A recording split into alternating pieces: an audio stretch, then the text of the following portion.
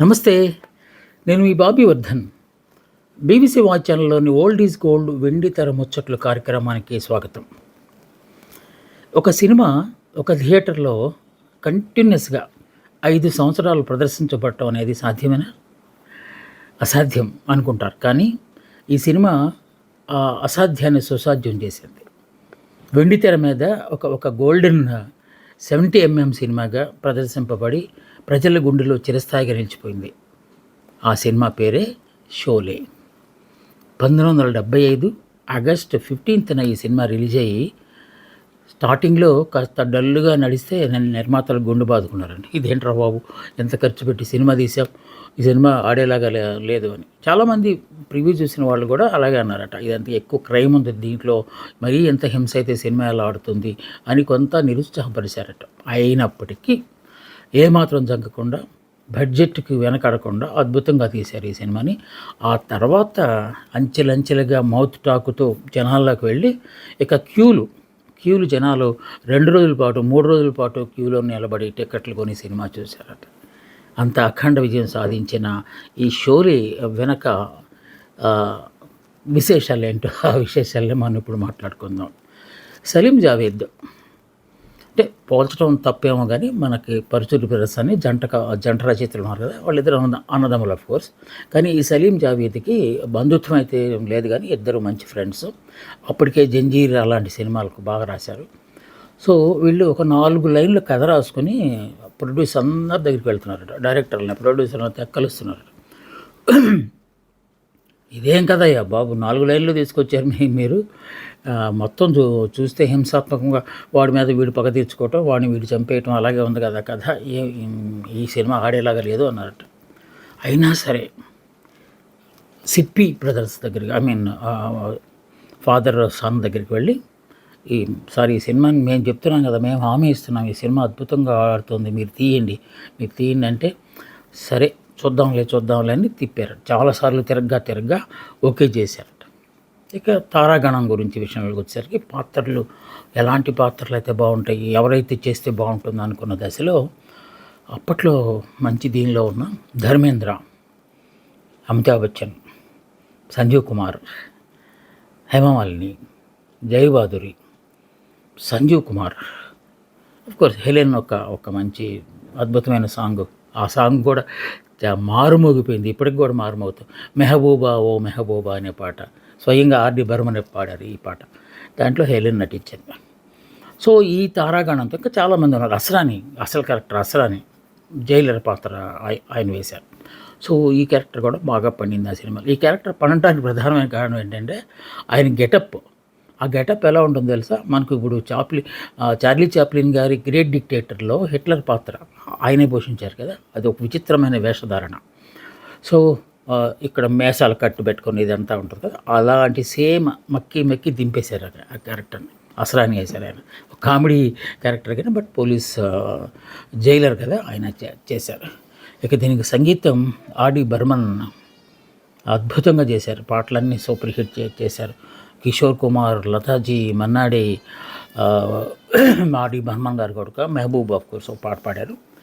పాటలన్నీ ఆనంద్ బక్షి గారు రాశారు. సో ఆనంద్ బక్షి అంటే అప్పట్లో మనకి ఆత్రేయ, సముద్రాల, ఇవేళలాగా ఆయన ఒక పెద్ద గుత్తాధిపత్యంలాగా అంత గొప్ప పాటలు ఆయన రాశారు. ఈ సినిమా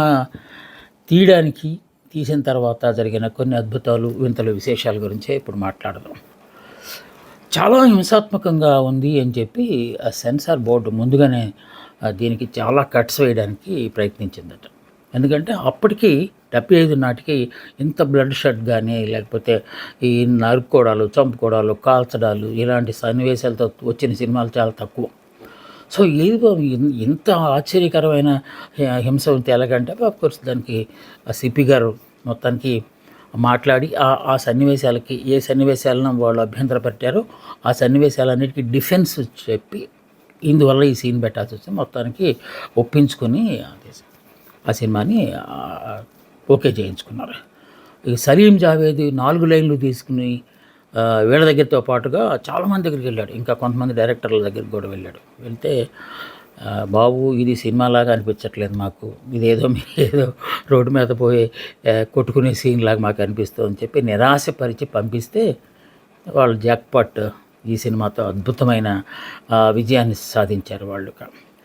ఈ సినిమా తీయడం కోసం సందర్భానుసారంగా కర్ణాటకలోని రామనగర అంటాం. అక్కడ రామనగర్లో ఒక పెద్ద అక్కడ కొండలు, లోయలు అవన్నీ ఉంటాయి. ఎందుకంటే ఇది బందిపోట్లకు సంబంధించిన ఒక కథాంశం కనుక ఒరిజినల్గా ఉంటుందని చెప్పి ఎన్ని సెట్స్ వేసినా కూడా అది అవ్వదని చెప్పి అక్కడ రామనగర్ అని ఉంటే దానికి చాలా జంగిల్లాగా ఉంటుంది. అది దానికి ఒక రహదారి ఏర్పాటు చేశారు వీళ్ళు ఏకంగా. అంటే రోడ్డు భవనాలు వాళ్ళు చేయాలి, కానీ వీళ్ళే సిప్పి గారే ఆ రోడ్డును కూడా నిర్మించి అక్కడ దాదాపు 6 నెలల పాటు అక్కడ షూట్ చేశారు. ఎందుకంటే సీన్లన్నీ ఎక్కువ లోయలు, బందిపోట్లు తిరిగే ప్రాంతాల్లోనే ఉంటాయి కనుక. సో అక్కడ ఒక శాశ్వతమైన అది లొకేషన్ని, అవుట్డోర్ లొకేషన్ని నిర్ణయించుకుని అక్కడే ఎక్కువ సినిమా తీశారు.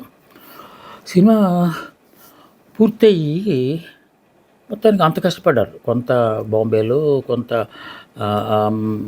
ఇండోర్లో ఇవంతా తీసి అది మాత్రం ప్రధాన సన్నివేశాలన్నీ అక్కడే తీసినట్టుగా సినిమా ఉంటే ఇంకా రిలీజ్ అయిన తర్వాత ఇదే సేమ్ సెన్సార్ ఏమైతే అభిప్రాయపడిందో ఈ హింస ఇంత హింస భరించడం చాలా కష్టం అని చెప్పి జనాలు బయటకు వచ్చిన అప్పట్లోలాగా ఇప్పట్లోలాగా మైకులు పెట్టేసేసి ఎలా ఉంది అనే సీన్ లేవు అప్పట్లో. వచ్చిన వాళ్ళు ఎవరు మాట్లాడకుండా సైలెంట్గా వెళ్ళిపోతున్నారట. ఏంటంటే లోపల ఏం లేదు, అసలు చాలా కొట్టుకుంటున్నారు అని చెప్తున్నారట. సో వాళ్ళకి భయం వేసింది. ఇంకా చాలా ఖర్చు పెట్టాం అంటే 3 కోట్లు ఖర్చు పెట్టారంట అప్పట్లో 75లో. అంటే బస్సు ఇప్పుడు 300-400 కోట్లు అవుతుంది, కానీ 10 రెట్లు పైన వచ్చింది. 35 కోట్ల రూపాయలు ఆ సినిమా సాధించింది. ఆ గ్యారంటీ సలీం జావేద్ ముందే ఇచ్చారట. ఈ సినిమా ఎంత డబ్బు సంపాదిస్తుందో మీరే చూస్తారు కదా అని చెప్పారట. తర్వాత మౌత్ టాక్తో ఎవడో అమ్జద్ ఖాన్ అట కొత్తగా వచ్చాడు, అద్భుతంగా చెబుతున్నాడు, హరిహో సాంబా అనగానే చాలా హాళ్ళు చప్పట్లు మోగిపోతున్నాయి అని చెప్పి ఇలాగ మౌత్ టాక్ మనిషి వెనకాలకి ఇంకా ఊపందుకుందట. ఊపందుకున్న తర్వాత ఇంకా జనాలు క్యూలు కట్టుతున్నారు. క్యూల్లో ఒక్కొక్క 2 డేస్ వాడు అక్కడ వెళ్ళి నిలబడింది కాసేపటికి హౌస్ఫుల్ అని పడిపోతుందంట. అలా పెడితే మినర్వా అనే థియేటర్లో మనం ముందే చెప్పుకున్నట్టు 5 ఏళ్ల పాటు నిర్విఘ్నంగా ఆ సినిమా ఆడి అప్పుడు రికార్డును సృష్టించింది. సో ఇలాంటివన్నీ కొన్ని వండర్స్ అప్పుడప్పుడు జరుగుతూ ఉంటాయి. ఇక వసూళ్ల విషయంలో కూడా దీన్ని మించిన సినిమా ఇప్పటిదాకా రాలేదు ఎక్కడ, ఇండియాలో కాదు, సోవియట్ యూనియన్. మన సినిమా పరిశ్రమకు సోవియట్ యూనియన్కి చాలా రాజ్ కపూర్ తీసిన చాలా సినిమాలు, అలాగే మన సజ్జిత్ రే గారు తీసిన చాలా సినిమాలు సోవియట్లో బ్రహ్మరథం పట్టారు. సో ఈ సినిమా కూడా సోవియట్ యూనియన్లో అత్యధిక వసూళ్లు అప్పటికి సాధించిన సినిమాగా రికార్డు సాధించింది. ఇక యాక్షన్ సినిమాలకు ఈ షోలే సినిమా ఒక ట్రెండ్ సెట్టర్. అప్పటి నుంచి సినిమా తీస్తే షోలేలాగా తీయాలని అందరూ దాంతో సరిపోల్చుకోవటం అనేది. ఈ సినిమాతో కొత్త ఊత పదాలు పుట్టుకొచ్చినాయి. ముఖ్యంగా హరిహో సాంబా మన పవన్ కళ్యాణ్ గారి సినిమాలో కూడా అరే సాంబా రాసుకోరా అని ఒక డైలాగ్ పెట్టారు. ఆ సాంబా క్యారెక్టర్ బాగా పడింది జనాల్లో. చిన్నపిల్లలు కూడా రోడ్ల మీద చిన్న కర్రలు పట్టుకుని ఆ యాక్షన్ చేయటం అనేది జరిగింది. యాక్షన్ అనేది గుర్తొచ్చింది. ఈ సినిమాకి అప్పట్లో డైలాగులతో అంటే ఆడియో వచ్చింది. క్యాసెట్లు ఉండేవి కదా మనకి అప్పట్లో, టేబుల్ గార్డర్లో పెట్టుకునేవి. అప్పుడు అన్నగారి దాంతో దుర్యోధన పాత్రకు సంబంధించిన ఎలా వచ్చినాయో దానవీర సూరకర్ణ. ఈ సినిమాకి కూడా అలాగా అద్భుతమైన ఆడియో క్యాసెట్ అయితే ఊర్లో దాని మీదే కొన్ని కోట్ల రూపాయలు సంపాదించారు వాళ్ళు. అంత అద్భుతమైన, ఎందుకంటే డైలాగులు బాగా పండినాయి. సలీం జావేద్ కసితో రాశారు ఆ డైలాగులన్నీ. సో ఇక అంతకుముందు అంటే అదృష్టం ఎలా ఉంటుందండి, అదృష్టాలు సినిమా వాళ్ళు బాగా నమ్ముతారు, మనం నమ్మకపోయినా. సో ఈ సినిమా కథ 4 లైన్ల కథ తీసుకుని మన్మోహన్ దేశాయి, ప్రకాష్ మెహతా లాంటి గొప్ప ప్రొడ్యూసర్స్ దగ్గరికి, మేకర్స్ దగ్గరికి వెళ్ళారట. వెళ్తే ఇదేం సినిమా బాబు, దీన్ని సినిమాగా తీస్తే అసలు డబ్బులు వస్తాయా అని అన్నారట. కానీ ఈ విజయం చూసిన తర్వాత వాళ్ళు చాలా రిగ్రెట్ అయ్యారట. అరే ఎంత ఛాన్స్ పోగొట్టుకున్నాం బాబు, వాళ్ళు వచ్చి మన కదా ముందు అప్రోచ్ అయ్యారు, మనం అసలు వద్దని చెప్పాము అని చెప్పి చాలా బాధపడిపోయారట. అప్పటికే జంజీర్ అది 73లో, అంటే దీనికి 2 సంవత్సరాలు ముందు వచ్చింది కదా. ఆ సినిమాకి అఖండ విజయం వీళ్ళిద్దరు డైలాగులతో. పేలిపోయాడు థియేటర్లోనే చప్పట్లు అనమాట. సో అదే ఒరవడిని ఇంకా కొంచెం స్ట్రాంగ్ చేసి దీంట్లో రాయటం వల్ల డైలాగ్ వెర్షన్ దీన్ని ఆడియోగా రిలీజ్ చేస్తే ఎలా ఉంటుందని చెప్పి వాళ్ళు ఇచ్చిన సలహా మేరకే అది ఆడియో రావటం, అది కూడా సూపర్ సక్సెస్ అవటం అనేది అప్పట్లో వచ్చిన ఒక రికార్డుగా చెప్పుకున్నారు. ఈ సినిమాలో పాత్రను ఎలాగా మలచాలి అనే దాని విషయంలోకి వచ్చేసరికి ఒక ఆర్మీ ఆఫీసరు, ఒక ఇద్దరు మన రిటైర్డ్ సోల్జర్స్, అంటే ధర్మేంద్ర, అమితాబ్ బచ్చన్ క్యారెక్టర్లేమో రిటైర్డ్ సోల్జర్స్, అలాగే సంజీవ్ కుమార్ గారు వేసిన పాత్రనేమో మిలిటరీ ఆఫీసర్గా వేద్దాం అనుకున్నారట. కానీ ఈ మిలిటరీ వేషాలు వేస్తే ఆర్మీకి కొన్ని అనుమతులు తీసుకోవాల్సి వస్తుంది. ఎందుకంటే ఇప్పట్లాగా కేర్లెస్ అలాగా ఉండదు, అప్పట్లో అంత సీరియస్. ఆ వేషాలు కనుక వేస్తే తప్పనిసరిగా మనం ఎంతో కొంత ఆ డిఫెన్స్ లొకేషన్లో షూట్ చేయాల్సి వస్తుంది. సో ఆ పర్మిషన్ దొరకడం అనేది చాలా కష్టం కనుక వెంటనే సిపి అభ్యంతరం చెప్పగానే సలీం జావేద్ వెంటనే మార్చేశారంటే ఏంటి, అతను పోలీస్ ఆఫీసరు, వాళ్ళిద్దరూ ఒక కిరాయి దొంగలు, అలా మార్చేశారు. మార్చేసిన తర్వాత ఆ సినిమా అద్భుతమైన విజయం సాధించింది. ఇక గబ్బర్ సింగ్ పాత్ర విషయంలోకి వచ్చేసరికి గబ్బర్ సింగ్ కల్పితంగా కాకుండా ఒక ఒరిజినల్ క్యారెక్టర్ యాక్టర్ ఉంటే బాగుంటుంది అని చెప్పి అనుకున్నప్పుడు గ్వాలియర్ ప్రాంతంలో ఒక ఇలాంటి బందిపోటు దొంగ ఒకటి, మనం పోలం దేవి గురించి విన్నాం గతంలో. ఆవిడ వాస్తవంగానే ఆవిడ సినిమా బ్యాండెట్ క్వీన్ అనే సినిమా వచ్చింది, అద్భుతంగా ఒక డాక్యుమెంటేషన్ అది. సో అట్లాగా ఒక ఒక ఒక బందిపోటు దొంగల ముఠ నాయకుడిని ఒక ప్రేరణగా తీసుకుని ఆ పాత్రను మలిచారట. మలిచినప్పుడు కొంచెం వెరైటీగా ఉండాలని అప్పట్లో ఏంటి, ఒక కోటేసి నల్ల కోటేసి పైన ఫుల్ హ్యాండ్స్లా కింద ఒక పంచిలాగా కట్టి విచిత్రమైన వేషధారణతో బందిపోట్లు వాళ్ళందరూ ఉండేవారు. అలా కాకుండా డిఫెన్స్ డ్రెస్ వీళ్ళకేశారు. అంటే కొంచెం దీనికి కాకి మన ఏమంటారు, మన మావోలు వేస్తారు, మావోయిస్టులు వేసేలాగా ఆ గ్రీన్, ఫారెస్ట్ గ్రీన్ అంటారు కదా, ఆ గ్రీన్ డ్రెస్తో ఈ నాయకుడిని ఉంటాను. ఎందుకది, ఆయన నడిపేది ప్రైవేట్ ఆర్మీ కనుక. సో ఆర్మీ అనే ఒక వాతావరణాన్ని సృష్టించడానికి ఆ బందిపోట్లో వాళ్ళకి ఆ వేషాలు వేసి చేశారు. 1950లో అమ్జద్ ఖాన్ పోలిన పాత్ర గ్వాలియర్ పరిసర ప్రాంతాల్లో, కొండల్లో, బస్తర్ అడవుల్లో కూడా కనిపించేదట. అందుకని ఆ పాత్ర ప్రేరణగా ఈ అమ్జద్ ఖాన్ గబ్బర్ సింగ్ పాత్రను సృష్టించారట. ఇందాక మనం అనుకున్నట్టు అసరాని క్యారెక్టర్ జైలర్ పాత్రని గ్రేట్ డిక్టేటర్లో చార్లీ చాప్లిన్ పోషించిన హిట్లర్ వేషాన్ని వేశారు. కాకపోతే ఇక్కడ కూడా సెటైరే అది, ఎందుకంటే హిట్లర్ అనేవాడు చాలా కిరాతకుడు, దుర్మార్గుడు, అందరిని చంపేసినాడు. కానీ ఈ సినిమాలో అతను హాస్యం కమేడియన్లుగా ఉంటాడు. సో హిట్లర్తో కామెడీ చేయించిన ఘనత ఈ సలీం జావేద్ మాత్రమే, అలాగే రమేష్ సిప్పి గారికి దక్కిందని మనం అనుకోవాలి. ఇక యూనిఫామ్ అవన్నీ చూశారు. దీనికి చాలా గందరగోళాలు జరిగినాయి. ఫస్ట్ ఈ గబ్బర్ సింగ్ వేసిన వేషానికి డానీని అనుకున్నారట. డానీ అప్పట్లో టాప్ విలన్ ఆయన అనుకుంటే ఆయనకి వేరే సినిమాలో కాల్ షీట్లు ఫిల్ అయిపోవటం వల్ల టైం పడుతుంది అన్నమాట. అసలు వీళ్ళు అప్పటికీ అంత సిద్ధం చేసుకుని ఉన్నారు, అటు ఇటు చేసి తేలిపోవాలనుకుంటున్నారు కదా. అనుకున్నప్పుడు సరే అని చెప్పి అప్పుడు ఈయన అనుకున్నారట. ఆ తర్వాత సంజీవ్ కుమార్ గారు వేసిన పాత్ర ఉంది కదా, అది చాలా ఉదాత్తమైన పాత్ర, పోలీస్ ఆఫీసరు బందిపోడు దొంగ గబ్బర్ సింగ్ చేతిలో అవమానం పాలై చేతులు ఉన్న ఒక ఆఫీసర్. ఆ పాత్రను కొంచెం గంభీరంగా చేసే యాక్టర్ ఎవరైనా చూస్తే ప్రాణ్ అనుకున్నారు. ప్రాణ్ అనేసరికి నేను కాకుండా ఇంకెవరైనా ఉన్నారా మీ మనసులో అంటే వాళ్ళు చెప్పారట, సంజీవ్ కుమార్ గారు అనుకుంటున్నాము, మీరేస్తే బాగుంటుంది అనుకుంటున్నాం అంటే నో నాకంటే ఈ పాత్రకి సంజీవ్ కుమార్ గారు బాగా చేయగలరు అని చెప్పి ప్రాణ్ హిమ్సెల్ఫ్ యాక్సెప్టెడ్ అంట. అదిగాక ఈయన సిపి గారు కూడా సంజీవ్ కుమార్ అయితేనే బాగుంటుంది ఈ సినిమాకి అని చెప్పి ఆయన కూడా పెట్టుకున్నారట. ఇక అమితాబ్ బచ్చన్ క్యారెక్టర్కి శత్రుఘ్న సిన్హా నేర్పిస్తే బాగుంటుందని ఆలోచించారట. ధర్మేంద్ర శత్రుఘ్న సిన్హా ఎలా ఉంటుంది కాంబినేషన్ అనుకుంటున్న దశలో సలీం జావేద్ జంట సార్ ఈ పాత్ర అమితాబ్ బచ్చన్ అయితే బాగుంటుందండి, ఎందుకంటే కొంచెం త్యాగంతో కూడిన ఈ పాత్ర. పైగా మనం సినిమాలో చివరిలో అమితాబ్ బచ్చన్ వీరిని చంపేయబోతున్నాము కనుక ఆయనైతేనే బాగుంటుంది అని చెప్పి అనుకున్న. అప్పటికే జంజీర్ అన్ని అద్భుతంగా ఉన్నాయి కదా. సలీం జావేద్ ఆ రికమెండేషన్ చేశారు. అప్పుడు శత్రుఘ్న సిన్హాని కరెక్టే, మీరు చెప్పినది జడ్జిమెంట్ బాగానే ఉంది, మనకి శత్రుఘ్న సిన్హా అక్కర్లేదు, అమితాబ్ బచ్చన్. పైగా అమితాబ్ బచ్చన్ రోజు కనపడుతున్నాడంట వచ్చి సలీం జావేద్కి. సార్ ఏమైంది, సెట్ అయిందా? మరీ పాత్ర లేక తిరగడం ఏం కాదు, కానీ ఆయన అప్పటికే హీరోగా చాలా సినిమాలు వచ్చినాయి కదా. సో ఈ సినిమా కొంచెం ప్రెస్టీజియస్గా ఉంటుందని చెప్పి సలీం జావేద్ మొట్టమొదటి చెప్తున్నారు కనుక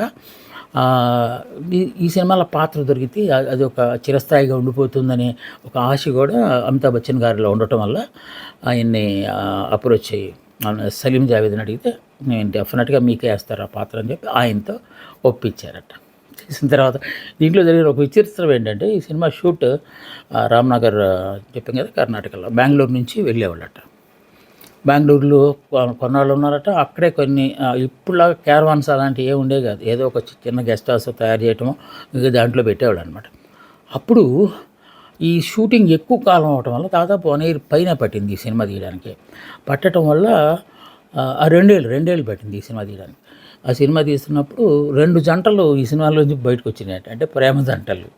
ధర్మేంద్ర హేమమాలిని మధ్య ప్రేమ చిగురించిందట. అమితాబ్ బచ్చన్ జయబాదురి మధ్య ప్రేమ చిగురించడమే కాకుండా అది కొంచెం ముందుకెళ్ళింది, వాళ్ళు ఏకంగా పెళ్ళే చేసేసుకున్నారు. ఆ సందర్భంలోనే జయబాదురి గారు సగం సినిమా అయిపోయిన తర్వాత ప్రెగ్నెంట్ అయ్యారట. సో కొన్ని రోజులు ఆ సినిమాని అట్లా పక్కన పెట్టాల్సింది. అంటే మిగతా సీన్లు లేని సీన్లు అందులో ఆ సినిమాలో జయబాదురి గారి సినిమా వీడియో క్యారెక్టర్ కనుక అది మన సంజయ్ కుమార్ గారి కోడలు సినిమా. ఎందుకంటే ఆ కుమారుణ్ణి వాళ్ళు బందిపోటు దొంగలు చంపేస్తారు, కిరాతకంగా చంపేస్తారు. సో అందుకే కదా ఆయన పగబట్టి వాళ్ళని ఎలాగైనా అంతమొందించాలని చెప్పి వీళ్ళిద్దరిని పట్టుకోవటం. ఆ తర్వాత ఆ సినిమా అంతా మీరు చూస్తే చాలా బాగుంటుంది. నేను కథ చెప్పను ఇక్కడ, కథ చాలా సింపుల్గా చెప్పేస్తాను కానీ, బట్ దాని వెనక ఏమేం జరిగిందో చెప్పడానికి కదా మనం అనుకున్నాం ఈ కార్యక్రమంలో. సో జయబాదురి గారు ఒక బిడ్డను కన్నాశారు. మళ్ళీ షూటింగ్ ప్రారంభమైంది, ఆవిడ వచ్చి జాయిన్ అయ్యారు. మళ్ళీ ఆ సినిమా ఎండింగ్కి వచ్చిన తర్వాత మళ్ళీ ఆవిడ ప్రెగ్నెంట్ అయ్యారు రెండోసారి. అంటే ఫస్ట్ పాప పుట్టింది, ఆ తర్వాత అభిషేక్ పుట్టాడు కదా, ఇద్దరు పాపలు.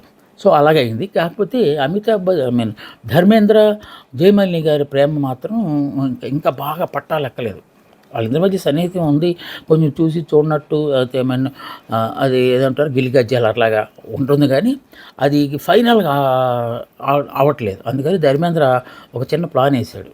అక్కడున్న లైట్ బాయ్స్తో మాట్లాడుకొని, అరే బాబు నన్ను రీటేకులు ఎక్కువ చేసేలాగా చేయండి, లైటింగ్ సరిపోలేదని చెప్పండి అని చెప్పి మళ్ళీ తీయించేదట ఆ సీన్స్. ఎందుకంటే ఆ కగురించుకునే సన్నివేశాలు, ఆ ప్రేమ చిగురించే సన్నివేశాలు సినిమా కథ ప్రకారం ఉంటాయి కదా, అది వాస్తవంగా కూడా జరగాలని చెప్పి ఆయన ఈ లైట్ బాయ్స్ వాళ్ళతో మాట్లాడి ఎక్కువసార్లు ఆ షాట్ను రీటేక్ చేసేదాకా మీరు ప్రయత్నించండి అని చెప్పి మీకు ఎంత కొంత జేబులో డబ్బులు పెట్టారంట, అంటే చైల్డిష్ మెంటాలిటీ. సో మొత్తానికి వాళ్ళిద్దరు ప్రేమ పండింది. ఈ సినిమా రిలీజ్ అయిన 5 సంవత్సరాల తర్వాత వాళ్ళ పెళ్ళి అందరి అంగీకారంతోనే జరిగింది. సో ఈ సినిమా షోలే అనే సినిమా రికార్డులతో పాటుగా ఇలాగ 2 జంటల్ని ఈ ప్రపంచానికి, ఈ బాలీవుడ్ ప్రపంచానికి పరిచయం చేసిందని కూడా విషయం. ఏంటంటే ఈ సినిమా తీసిన రామనగర్ అని చెప్తున్నాం కదా ఇందాక నుంచి మనం, ఆ తర్వాత దాని పేరు మార్చారంట, రమేష్ పి నగర్ అని మార్చేశారు. ఎందుకంటే ఆయనే కదా అది అంత గొప్పగా తయారు చేశారు. అదొక పర్యాటక కేంద్రంగా ఇప్పుడు కర్ణాటక రాష్ట్రంలో గొప్ప పర్యాటక కేంద్రంగా చాలా డబ్బులు సంపాదిస్తుంది. ఎందుకంటే రోడ్డు కూడా వీళ్ళే వేశారు బెంగళూరు మైసూరు నుంచి. సో ఆ పేరు పెట్టి ఆయనకి గొప్ప నివాళిగా వాళ్ళు అర్పించారు. ఇప్పటికీ ఆ రామానగర్ అనేది జనాలకి బాగా పరిచితమైన ప్రాంతంలాగా ఉండిపోయింది. ఈ సినిమా 70 mm తీయాలండి, ఎందుకంటే మొత్తం వైడ్ యాంగిల్స్, ఒక లోయలు కొండల ప్రాంతాలను తీయాలంటే మామూలు కెమెరా అయితే సరిపోదు, మామూలు వీడితే అయితే సరిపోదు. పోనీ జూమ్ చేసి ప్యాన్ చేద్దామా, కెమెరా ప్యాన్ చేసినా కూడా అది ఏదో కొత్తగా ఉంటుంది. కనుక మొత్తం లొకేషన్ అంతా ఒకే సీన్లోకి ఇమిడిపోయేలాగా ఉండాలంటే దీన్ని 70 mm తీయాలని అంటున్నారట. సో ఆ విధంగా బాలీవుడ్లో సినిమా రంగంలో ఫస్ట్ 70 mm అలాగే స్టీరియోఫోనిక్ సౌండ్స్ ఇప్పుడైతే మనకు అన్ని డిజిటల్ డాల్బీ గీబుల్ వచ్చినాయి, అప్పుడు అవేమి లేవు. ఆ స్టీరియో రావటమే గొప్ప. మోనో స్టీరియో అని 2 రకాలుగా ఉండేది అనమాట. ఈ స్టీరియోలో డిజిటల్ ఎఫెక్ట్ అనమాట. ఇన్స్ట్రుమెంట్ కావచ్చు, డైలాగ్ కావచ్చు, ఇవన్నీ చాలా క్రిస్టల్ క్లియర్గా వినిపిస్తాయి. అందుకే సినిమాలో చాలా సైలెంట్. ఆర్డి బర్మన్ ఎంత గొప్ప సంగీతం చేశాయంటే, నేపథ్య సంగీతం అంటాం కదా, సైలెన్స్ని కూడా ఆయన మ్యూజిక్గా వాడుకున్నాడు. చాలా సందర్భాల్లో ఈ బందిపోటు గబ్బర్ సింగ్ కొండ మీద నుంచి ఇలా నడుస్తున్నప్పుడు టక్ టక్ సౌండ్ తప్ప సినిమా అంతా సైలెంట్గా వెళ్తుంటుంది అనమాట. నెక్స్ట్ ఏం బాంబు వెళ్తుందో అన్నంత ఉత్సాహాన్ని, క్యూరియాసిటీని క్రియేట్ చేశారు ఓన్లీ మ్యూజిక్ ద్వారా. ఇక ఈ సినిమా అయిపోయిన సెన్సార్ వాళ్ళు చెప్పిన వాటిలో ప్రముఖమైన సన్నివేశాలు కట్ చేయడానికి వాళ్ళు చెప్పింది ఏంటంటే, ఒకటి సంజీవ్ కుమార్ గారు, అంటే పోలీస్ ఆఫీసర్గా ఉన్న సంజీవ్ కుమార్ని గబ్బర్ సింగ్ ముఠ చేతులను నరికేస్తుంది బహిరంగంగా. సో ఆ సన్నివేశం మరి చాలా జుగుప్స్గా ఉంది, వద్దు అని చెప్పారట. ఆ తర్వాత సంజీవ్ కుమార్ చివరిలో ప్రతీకారం తీర్చుకోవడానికి గబ్బర్ సింగ్ మీద గొంతు మీద, గుండు మీద కాలు షూతో తొక్కుతాడు. ఆ షూకి స్పోక్స్ ఉంటాయి, మేకులు. ఆ మేకులు దిగుతుంటే బ్లడ్ వస్తుంటుంది. అది కూడా కొంచెం ఇబ్బందికరంగానే ఉంది. ఇక అలాగే గ్రామాల్లోకి వచ్చిన తర్వాత గ్రామ ప్రజలందరినీ భయపెట్టడం కోసం ఒక పిల్లోడిని చంపేస్తారు. ఆ సన్నివేశం కూడా అభ్యంతరంగా చెప్పారట. కానీ ఆ 3 సన్నివేశాలు సినిమాకి కీలకమండి అని చెప్పి సిప్పి సెన్సార్ బోర్డుతో వాదించి మొత్తానికి ఆ కట్స్ను ఉంచుకునేలాగా చేశారు. ఆ విధంగా ఆ సినిమాలో అలాంటి సన్నివేశాలు కూడా వచ్చినాయి. మనం ముందే చెప్పుకున్నాం, 3 కోట్లు ఖర్చు పెడితే 35 కోట్ల రూపాయలు ఈ సినిమా వచ్చింది. దీన్ని 2012 సంవత్సరంలో అసలే 70mm సినిమా అది, దాన్ని 3Dలో తీశారట.